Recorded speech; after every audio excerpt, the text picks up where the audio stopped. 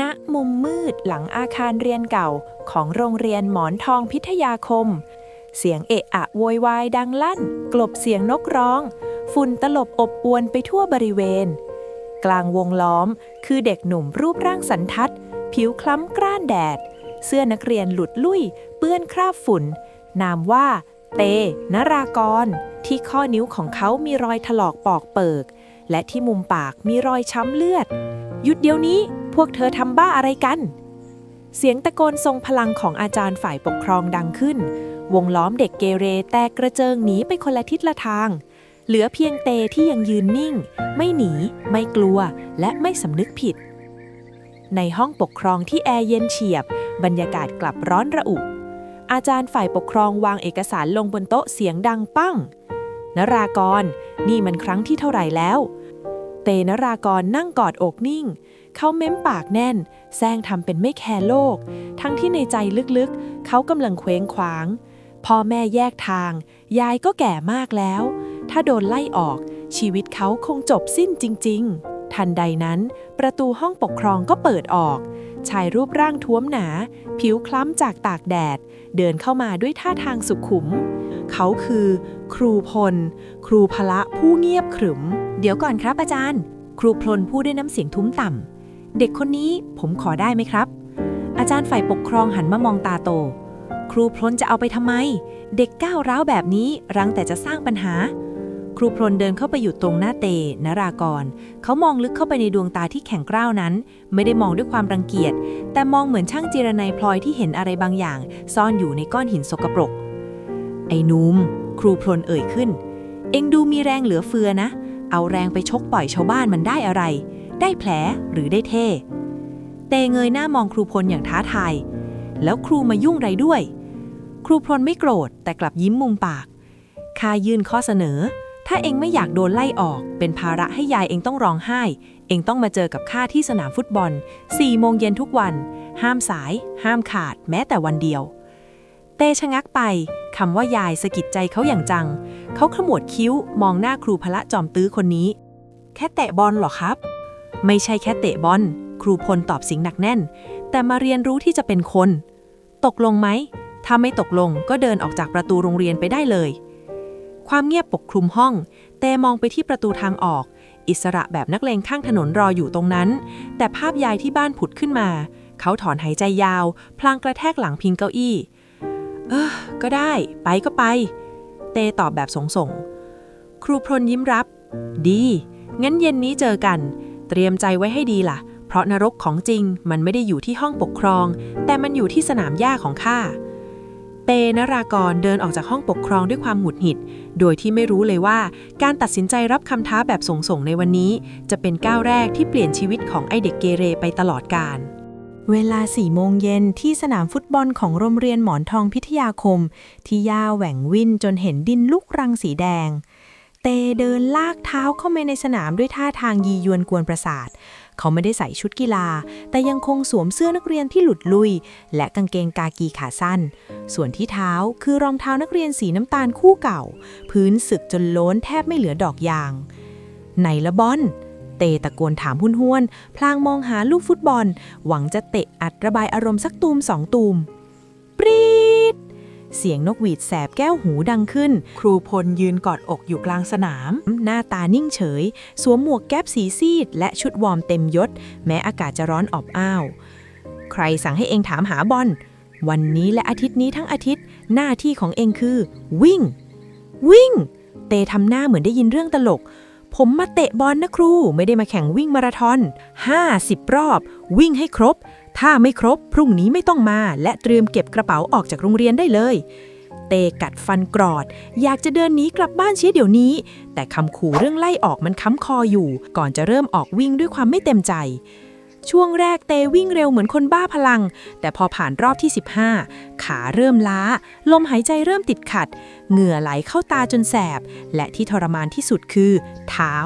รองเท้านักเรียนพื้นแข็งๆกัดส้นเท้าเขาจนเริ่มถลอกแกล้งกันชัดๆเตสะบดพึมพำเขาหยุดวิ่งตรงมุมสนามที่ไกลจากสายตาครูที่สุดหอบหายใจแหกๆกะว่าจะแอบนั่งพักสักหน่อยหรือไม่ก็หนีกลับบ้านไปเลยให้มันรู้แล้วรู้รอดแต่เมื่อเขาเงยหน้ามองกลับไปที่กลางสนามภ ภาพที่เห็นทำเอาเขาชะงักครูพลยังยืนอยู่ที่เดิมครูไม่ได้ไปนั่งหลบแดดใต้ร่มไม้เหมือนครูคนอื่นไม่ได้ก้มหน้าเล่นโทรศัพท์มือถือแต่ยืนกอดอกตากแดดเปรี้ยงสายตาจับจ้องมาที่เตโดยไม่ขยับไปไหนแม้แต่ก้าวเดียวแววตาครูนั้นมิได้ดุดันแต่มันคือแววตาของความเอาจริงที่สื่อความหมายว่าครูจะรอจนกว่าเองจะวิ่งครบเตกัดฟันข่มความเจ็บที่ส้นเท้าออกวิ่งต่อทั้งที่ขาสั่นพับท่ามกลางแดดเย็นที่ค่อยๆหมดไปจนกระทั่งดวงอาทิตย์ลับขอบฟ้าในสนามที่เริ่มมืดมิดมีเพียงเสียงฝีเท้าของเด็กหนุ่มที่ดังสม่ำเสมอและเงาของครูที่ยังคงยืนตระหง่านเป็นหลักยึดอยู่กลางสนามไม่ไปไหนหลังจากผ่านนรกการวิ่งรอบสนามมาได้1 สัปดาห์ในที่สุดครูพลก็อนุญาตให้เตนรากรลงสัมผัสลูกฟุตบอลร่วมกับเพื่อนในทีมเป็นครั้งแรกบรรยากาศในสนามไม่ได้เป็นมิตรนักสมาชิกทีมโรงเรียนหมอนทองพิทยาคมต่างมองเตนรากรด้วยสายตาไม่ไว้ใจและเหยียดหยามพวกเขากระซิบแย่หัวเราะคิกคักเมื่อเห็นเตเดินลงสนามด้วยรองเท้านักเรียนคู่เดิมที่สภาพเยินกว่าเดิมจากการวิ่งเฮ้ยระวังตัวกันนะเว้ยเดี๋ยวโดนนักเลงเตะเสียงแซวจากกองหลังตัวเก่าประจำทีมดังขึ้นเรียกเสียงหัวเราะคลื่นใหญ่เตกำหมัดแน่นพยายามข่มอารมณ์คอยดูเถอะฉันจะเลี้ยงหลบให้หลังหักเลยเขาคิดในใจการซ้อมเริ่มขึ้นเตพยายามใช้ความเร็วเข้าแย่งบอลจังหวะที่เขาเห็นช่องว่างและพุ่งตัวเข้าไปตัดบอลอย่างรวดเร็วครืดตุ๊บด้วยความที่พื้นรองเท้านักเรียนมันโล้นเตลื่นถลายบนพื้นหญ้าแห้งอย่างรุนแรงจนหน้าขมำฝุ่นตลบบอลหลุดไปทางอื่นอย่างน่าอับอายฮ่าฮ่าฮ่าโอ้ยสภาพกลับไปต่อยตีเหมือนเดิมเถอะไปไม่มีปัญญาซื้อรองเท้าหรือไงวะมาเล่นบอลใส่รองเท้านักเรียนโคตรกระจอกเสียงหัวเราะเยาะเย้ยแทงใจดำเตหน้าแดงก่ำด้วยความอับอายและความโกรธเขาผุดลุกขึ้นปัดฝุ่นขี้เสื้ออย่างแรงจ้องหน้าเพื่อนร่วมทีมตาขวางฉันมันกระจอกฉันไม่เล่นแล้วเตตะโกนลั่นแล้วหันหลังเดินดุ่มๆจะออกจากสนามความน้อยเนื้อต่ำใจที่สะสมมาทั้งเรื่องความจนเรื่องครอบครัวระเบิดออกมาในวินาทีนั้นนรากรหยุดเดี๋ยวนี้เตชะงักแต่ไม่หันกลับไปเขาเตรียมใจไว้แล้วว่าจะโดนด่าซ้ำหรือโดนไล่ออกซึ่งก็ดีเขาจะได้จบไปสักทีครูพลเดินเข้ามาหาแต่ในมือถือถุงกระดาษสีน้ำตาลเก่าๆใบหนึ่งครูพลยื่นมันมาตรงหน้าเตอะไรครับเตถามเสียงห้วนรับไปสิครูพลพูดสั้นๆเตรับถุงมาเปิดดูข้างในคือรองเท้าสตั๊ดสีดำยี่ห้อดังแต่มันไม่ใช่ของใหม่มันคือของมือสองที่ผ่านการใช้งานมาอย่างหนักหนังเริ่มนิ่มมีรอยถลอกบ้างแต่สิ่งที่สะดุดตาคือมันถูกขัดและลงน้ำยาจนดำเงาวับสะอาดสะอ้านผูกเชือกไว้อย่างเรียบร้อยพร้อมใส่เตเงยหน้ามองครูด้วยความงงครูให้ผมทำไมครูยิ้มบางๆแววตาอ่อนลงอย่างเห็นได้ชัดรองเท้าคู่นี้มันเคยพาครูไปถึงฝันมาแล้วสมัยครูเป็นนักเตะหนุ่มๆมันอาจจะเก่าไปหน่อยไม่สวยเหมือนของคนอื่นแต่มันเก๋าประสบการณ์นะครูวางมือหนาๆลงบนไหล่ของเตที่กำลังสั่นเทาคนอื่นจะหัวเราะรองเท้าของเองก็ช่างเขาแต่จำไว้คนเก่งไม่ได้วัดกันที่ราคาของรองเท้าแต่วัดกันที่ตีนของคนใส่เอามันไปใส่แล้วทำให้พวกนั้นเงียบซะเตมองรองเท้าในมือเขาไม่เคยได้รับของขวัญแบบนี้จากใครไม่เคยมีใครเชื่อมั่นในตัวเขาขนาดนี้เขาค่อยๆนั่งลงถอดรองเท้านักเรียนออกแล้วสวมสตั๊ดคู่ใจของครูลงไปมันกระชับพอดีเตนรากรกลับลงสนามอีกครั้งไม่ใช่ในฐานะนักเลงแต่ในฐานะนักฟุตบอลที่มีอาวุธและเกราะป้องกันใจที่แข็งแกร่งที่สุดวันเวลาผ่านไปด้วยรองเท้าสตั๊ดคู่ใจที่ครูมอบให้แต่นรากรพัฒนาฝีเท้าขึ้นอย่างก้าวกระโดดเขาเร็วกว่าแข็งแกร่งกว่าและทักษะดีกว่าทุกคนในทีมหมอนทองพิทยาคมในการแข่งขันอุ่นเครื่องกับโรงเรียนข้างเคียงเตโชว์ฟอร์มเป็นพระเอกเขาเลี้ยงบอลหลบกองหลังคู่แข่งคนแล้วคนเล่าราวกับกรวยจราจรเสียงเชียร์จากคนดูเริ่มดังขึ้นทุกสายตาจับจ้องไปที่เบอร์10 คนใหม่แต่ในสนามเพื่อนร่วมทีมกลับไม่ได้รู้สึกสนุกด้วยกัปตันทีมตะโกนเรียกบอลที่ว่างโล่งทางปีกขวาแต่เตไม่ได้ยิน เขาเลือกที่จะก้มหน้าเลี้ยงฝ่าดงผู้เล่นฝ่ายตรงข้าม3 คนเข้าไปยิงเองตุ้มบอลเหินข้ามคานออกไปอย่างน่าเสียดายโถเว้ยส่งมาก็เข้าแล้วเพื่อนร่วมทีมโวยวายด้วยความโมโหเตหันขวับกลับมาตวาดก็พวกเองวิ่งช้าเองฉันเลยต้องทำเองไงบรรยากาศในทีมแตกเป็นเสี่ยงแม้เตจะยิงได้2 ประตูแต่ทีมหมอนทองพิทยาคมกลับแพ้ไป2-3หลังจบเกมขณะที่เตกำลังนั่งถอดรองเท้าด้วยความหงุดหงิดที่ทีมแพ้เพื่อนร่วมทีมต่างเดินผ่านเข้าไปเหมือนเขาเป็นอากาศธาตุไม่มีใครคุยด้วยนรากรพรุ่งนี้เอ็งไม่ต้องลงตัวจริงนะเสียงครูดังขึ้นเตลุกพรวดขึ้นทันทีทำไมครับครูวันนี้ผมยิงตั้ง2 ลูกนะถ้าไม่มีผมทีมเละกว่านี้อีกครูสายหน้าเบาๆแล้วชี้ไปที่ฝูงนกกระจอกที่กำลังบินกลับรังยามเย็นเอ็งเห็นนกพวกนั้นไหมเวลามันบินไกลๆมันบินเป็นรูปตัววีรู้ไหมทำไมเตยืนเงียบไม่ตอบเพราะนกตัวหน้าสุดจะแหวกอากาศลดแรงต้านให้นกตัวหลังส่วนนกตัวหลังจะส่งเสียงร้องให้กำลังใจตัวหน้า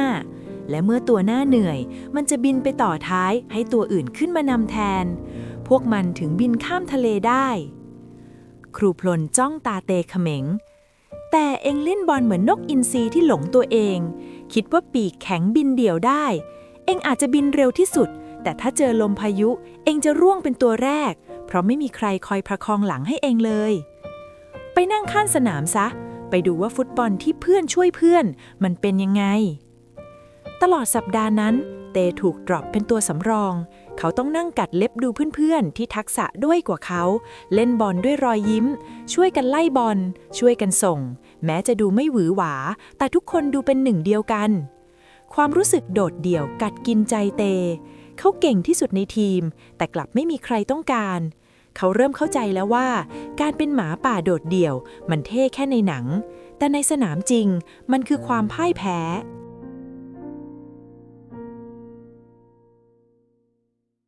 เวลาผ่านไปเต้ค่อยๆปรับตัวสามารถเล่นบอลกับเพื่อนได้ค่อยๆเข้ากันได้อย่างลงตัวเตนรากรเริ่มเปลี่ยนไปเขาไม่ได้เลี้ยงบอลบ้าเลือดคนเดียวอีกแล้วแต่เริ่มรู้จักเงยหน้ามองเพื่อนจ่ายบอลสวยๆให้รุ่นน้องทำประตูและที่สำคัญเขาเริ่มมีรอยยิ้มในสนามรอยยิ้มที่ไม่ได้มาจากการเยาะเย้ยคู่แข่งแต่มาจากความสุขที่ได้เล่นฟุตบอลจริงๆเย็นวันหนึ่งเสียงเครื่องยนต์มอเตอร์ไซค์แต่งซิ่งดังกระหึ่มมาแต่ไกลนำทีมโดยไอ้จืดเพื่อนสนิทที่สุดของเตในสมัยที่ยังเป็นนักเลงหัวไม้เฮ้ยไอ้เตเดี๋ยวนี้ดังใหญ่แล้วนะเว้ยลืมเพื่อนฝูงไปแล้วมั้งสภาพดูดีนี่หว่าเป็นเด็กดีของครูไปแล้วหรือวะข้าไม่ได้ลืมพวกเองแต่ข้าต้องซ้อมบอลไอ้จืดหน้าตาตึงขึ้นทันทีน้ำเสียงเปลี่ยนเป็นจริงจังคืนพรุ่งนี้คืนวันศุกร์พวกไอ้ช่างกลทิศเหนือมันนัดล้างตาที่ใต้สะพานงานนี้ใหญ่พวกมันขนมาเพียบถ้าเองไม่ไปพวกเราไม่รอดแน่เองเป็นตัวเปิดที่เก่งที่สุดพวกกูต้องการมึงนะเว้ยเตยืนนิ่งหัวใจเต้นแรงคืนวันศุกร์แต่วันเสาร์เช้าคือวันสำคัญที่สุดในชีวิตเขาวันคัดตัวนักบอลเขตถ้าเขาไปมีเรื่องคืนวันศุกร์เขาอาจจะบาดเจ็บหรือโดนตำรวจจับแล้วอนาคตนักบอลก็จะจบเหทันทีข้าไปไม่ได้ว่ะจืดเต้ตอบเสียงเบาวันเสาร์เช้าข้ามีคัดตัวไอ้จืดมองหน้าด้วยความผิดหวังอย่างรุนแรงคัดตัวเพื่อไปเตะบอลเนี่ยนะ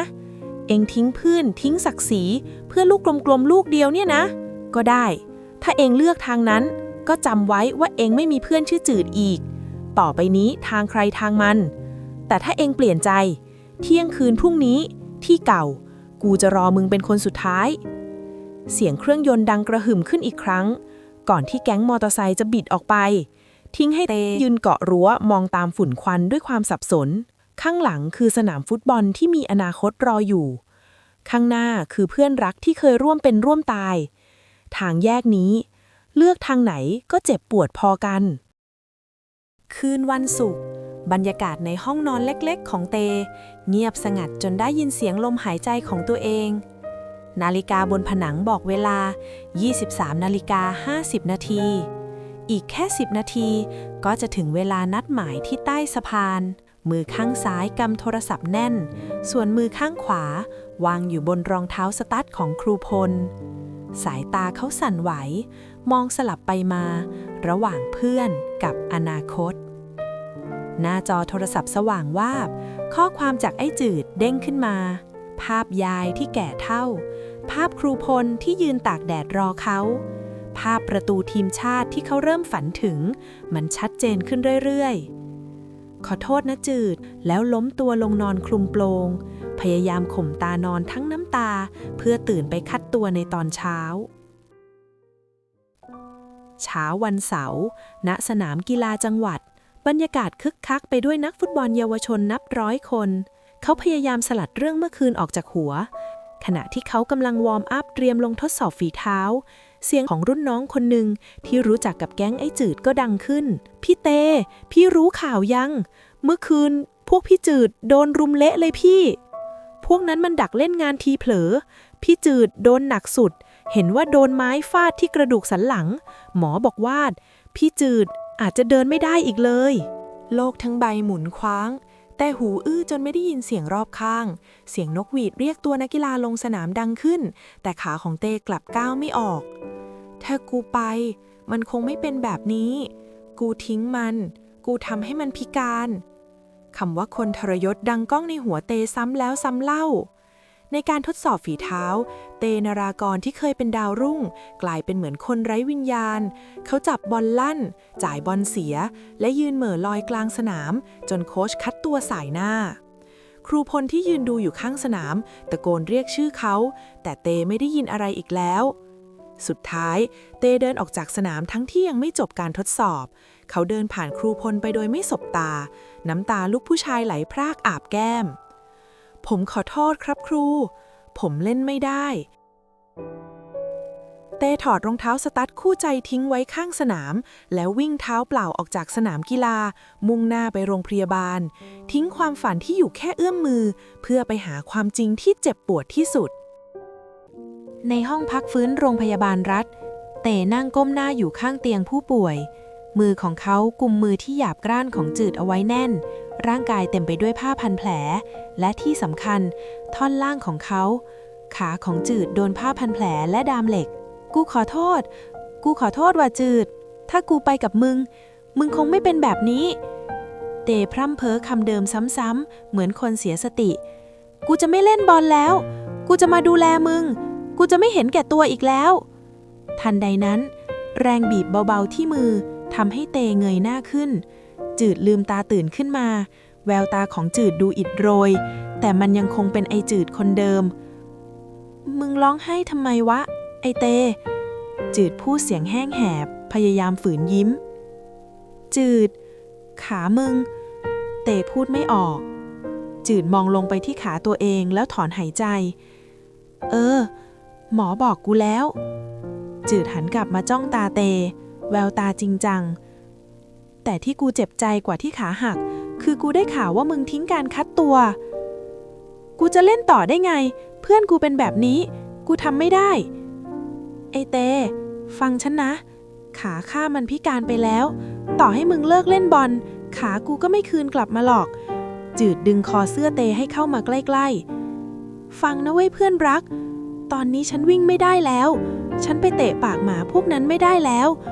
แกต้องวิ่งไปให้ไกลที่สุดวิ่งไปในที่ที่พวกนักเลงข้างถนนอย่างพวกมันไปไม่ถึงสัญญากับฉันสิประตูห้องเปิดออกครูพลเดินเข้ามาในมือถือรองเท้าสตั๊ดคู่เดิมที่เตทิ้งไว้ข้างสนามครูวางมันลงบนตักของเตหนีปัญหาไม่ใช่ลูกผู้ชายนะนรากรครูพลพูดเสียงนุ่มนวลจืดมันพูดถูกเราย้อนเวลาไปแก้ไขเมื่อคืนไม่ได้แต่เราทำพรุ่งนี้ให้ดีได้เอารองเท้าคู่นี้ไปใส่แล้วเล่นให้สมกับที่เพื่อนเองฝากความหวังไว้เขาปาดน้ำตาป้อยๆแล้วกำหมัดแน่นข้าสัญญาข้าจะพาเองไปชูถ้วยแชมป์ด้วยกันข้าจะเป็นขาให้เองวันนั้นในห้องพักฟื้นผู้ป่วยไม่มีเสียงร้องไห้อีกต่อไปมีเพียงคำสัญญาของลูกผู้ชาย2 คนและจุดเริ่มต้นของตำนานบทใหม่ที่ไม่ได้สู้เพื่อตัวเองอีกต่อไป นับตั้งแต่วันนั้นที่โรงพยาบาลเตนารากรเปลี่ยนไปราวกับเป็นคนละคนถูกเช้าตีห้าฟ้ายังไม่ทันสางชาวบ้านแถวนั้นจะเห็นเนาตะคุ่มของเด็กหนุ่มวิ่งลากยางรถยนต์เก่าๆไปตามถนนลูกรังเหงื่อท่วมตัวแต่แววตามุ่งมั่นเขาไม่ได้วิ่งหนีตำรวจเหมือนเมื่อก่อนแต่เขากำลังวิ่งเพื่อสร้างฐานของร่างกายให้แข็งแกร่งที่สุดที่สนามซ้อมบรรยากาศอึมครึมระหว่างเตกับเพื่อนร่วมทีมหายไปเตเลิกตะคอกด่าเวลารุ่นน้องส่งบอลพลาดแต่กลับวิ่งเข้าไปตบไหล่เบาๆไม่เป็นไรไอ้น้องเอาไหมเงยหน้ามองพี่เดี๋ยวพี่วิ่งไปหาช่องเองแค่แปะบอลมาก็พอเพื่อนร่วมทีมเริ่มกล้าเล่นกล้าจ่ายบอลให้เตและเมื่อเตได้บอลเขาไม่ได้ก้มหน้าเลี้ยงบ้าเลือดเหมือนเก่าแต่เขากล้าที่จะจ่ายคืนให้เพื่อนทำประตูเฮ้หมอนทองสู้โว้ยเสียงเชียร์ข้างสนามเริ่มดังขึ้นเรื่อยๆในทุกนัดที่ลงแข่งจากที่มีแค่คนดู 2-3 คนกลายเป็นชาวบ้านร้านตลาดพ่อค้าแม่ค้าหรือแม้แต่วินมอเตอร์ไซค์ต่างพากันมาเชียร์ทีมฟุตบอลโรงเรียนวัดทีมนี้หมอนทองพิทยาคมกลายเป็นม้ามืดที่ไล่ถล่มทีมโรงเรียนดังๆประจำจังหวัดเตนารากรกลายเป็นเพลย์เมเกอร์ที่ครบเครื่องทั้งยิงทั้งจ่ายในนัดรองชนะเลิศระดับภาคเตถูกกองหลังคู่แข่งเสียบสกัดอย่างรุนแรงจนล้มกลิ้งไปกับพื้นกรรมการไม่เป่าฟาวล์เพื่อนในทีมกรูจะเข้าไปเอาเรื่องแต่เตรีบลุกขึ้นแล้วกางแขนกันเพื่อนไว้อย่าไปแลกกับมันเสียใบเหลืองเปล่าๆเอาสมาธิมาไว้ที่เกมเราจะเอาคืนมันด้วยประตูไม่ใช่ด้วยมัดครูพลที่ยืนกอดอกอยู่ข้างสนามยิ้มมุมปากออกมาด้วยความภูมิใจโตขึ้นแล้วสินะเจ้าลูกหมาป่าเกมนั้นจบลงด้วยชัยชนะของหมอนทองพิทยาคม 2-0 โดยเตเป็นคนแอสซิสต์ส่งให้เพื่อนยิงทั้ง2ลูกตอนนี้หมอนทองพิทยาคมไม่ใช่แค่ทีมฟุตบอลแต่มันคือครอบครัวพร้อมแล้วที่จะมุ่งหน้าสู่นัดชิงชนะเลิศที่เดิมพันด้วยศักดิ์ศรีทั้งหมดที่มีสนามกีฬากลางจังหวัดวันนี้แน่นขนาดไปด้วยผู้คนเสียงกลองเชียร์ดังกระหึ่มธงสีน้ำเงินทองของโรงเรียนนานาชาติชื่อดัง Royal High School โบกสะบัดท้าทายลมฝั่งตรงข้ามคือกลุ่มกองเชียร์เล็กๆของหมอนทองพิทยาคมที่มาพร้อมกับป้ายผ้าเขียนมือและเสียงตะโกนที่สู้ไม่ถอยในสนามความแตกต่างชัดเจนยิ่งกว่าส่วนที่หมอนทองใส่ชุดแข่งที่สีเริ่มซีดและหลายคนยังใส่รองเท้ารุ่นเก่ากึกปรี๊ดเกมเริ่มขึ้นทีมรอยัลเปิดเกมบุกใส่ไม่ยั้งอาศัยทักษะที่เหนือกว่าเคาะบอลไปมาจนทีมหมอนทองหัวหมุนและเพียงนาทีที่ 20รอยัลก็ขึ้นนำไปก่อน 1-0 สถานการณ์แย่ลงเรื่อยๆเมื่อกัปตันทีมรอยัลรู้จุดอ่อนของเตเขาแอบกระซิบข้างหูเตทุกครั้งที่เข้าปะทะได้ข่าวว่าเป็นนักเลงเหรอวะเก่งแต่ต่อยตีนี่หว่าเล่นบอลกระจอกชิบหายกลับไปคุกเข่าขอข้าววัดกินไปไอ้พวกขี้แพ้คำด่าทอเสียดแทงใจดำเต้พยายามกัดฟันอดทนแต่มันหนักข้อขึ้นเรื่อยๆมีทั้งการศอกสั้นการเหยียบเท้าตอนกรรมการเผลอจนกระทั่งนาทีที่ 89 เวลาเกือบจะหมดเตเลี้ยงบอลกระชากหนีขึ้นมาได้แต่ถูกกองหลังคู่แข่งเสียบสกัดอย่างน่าเกลียดด้วยการเปิดปุ่มสตั๊ดใส่ข้อเท้าโครมเตล้มกลิ้งไปกับพื้นความเจ็บปวดแล่นพล่านแต่ที่เจ็บกว่าคือเสียงหัวเราะเยาะของคู่แข่งที่ก้มลงมาพูดใส่นอนไปเหอะไอ้ขยะลุกขึ้นมาก็แพ้อยู่ดีเตตะบะแตกผุดลุกขึ้นมาด้วยแววตาแดงก่ำง้างหมัดสุดแรงเตรียมจะสวนเข้าที่หน้าของปากดีคนนั้นมึงตายไอ้เตหยุดเสียงตะโกนที่คุ้นเคยไม่ได้มาจากโค้ชแต่มาจากข้างสนามเตชะงักหมัดที่ค้างอยู่กลางอากาศหันไปมองที่มาของเสียงภาพที่เห็นคือไอ้จืดเพื่อนรักบนรถเข็นหน้าตาตื่นตระหนกตะโกนสดเสียงแข่งกับเสียงเชียร์อย่าทำมึงสัญญากับกูแล้วอย่าให้พวกมันดูถูกว่าเราเป็นอันธพาลมึงเป็นนักบอลนะเว้ยเตะบอลสิวะข้างๆกันคือครูพลที่ยืนนิ่งไม่ตะโกนห้ามแต่จ้องตาเตด้วยความเชื่อมั่นสายตานั้นบอกว่าครูเชื่อว่าเธอคิดได้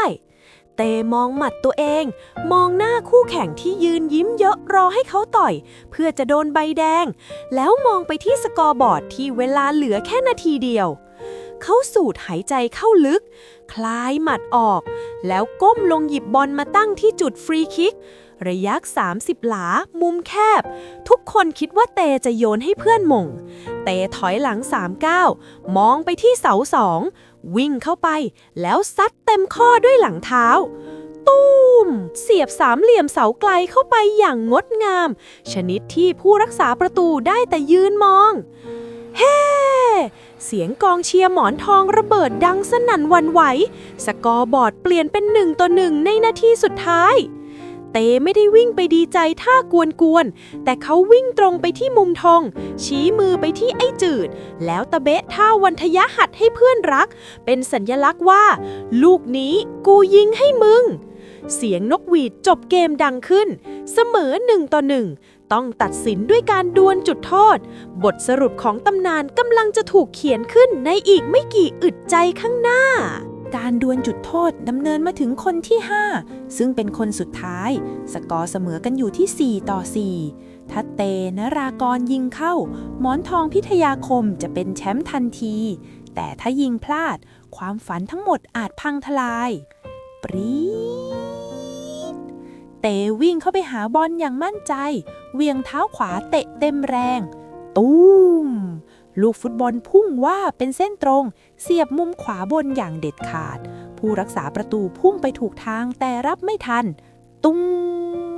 ก่อนจะระเบิดออกมาด้วยเสียงเฮที่ดังที่สุดในประวัติศาสตร์โรงเรียนหมอนทองพิทยาคม เพื่อนร่วมทีมวิ่งกรูเข้ามาทับถมเตด้วยความดีใจ น้ำตาแห่งชัยชนะไหลอาบแก้มทุกคน เตเดินไปหาชายร่างท้วมที่ยืนยิ้มน้ำตาซึมอยู่เงียบๆ เตสุดตัวลงก้มกราบที่เท้าของครูพล ขอบคุณครับครูที่ไม่ทิ้งผมในวันที่ผมเป็นขยะ ขอบคุณที่ให้ชีวิตใหม่กับผม ครูพลดึงตัวลูกศิษย์ขึ้นมากอดแน่น ตบหลังเบาๆ จำไว้นะเต ถ้วยรางวัลมันตั้งโชว์เดี๋ยวฝุ่นก็เกาะ แต่ความดีที่เองทำมันจะอยู่ในใจคนตลอดไป 10 ปีต่อมา ณ สนามฟุตบอลโรงเรียนหมอนทองพิทยาคมที่ได้รับการปรับปรุงใหม่จนสวยงาม เด็กนักเรียนชายคนหนึ่งนั่งหน้าบูดบึ้งอยู่ข้างสนาม รองเท้าผ้าใบขาดวิ่นกำลังจะโดนไล่ออกเพราะทะเลาะวิวาท รถสปอร์ตสีดำคันหรูขับเข้ามาจอด เตนรากรซุปเปอร์สตาร์ทีมชาติไทย เดินตรงเข้ามาหาเด็กคนนั้น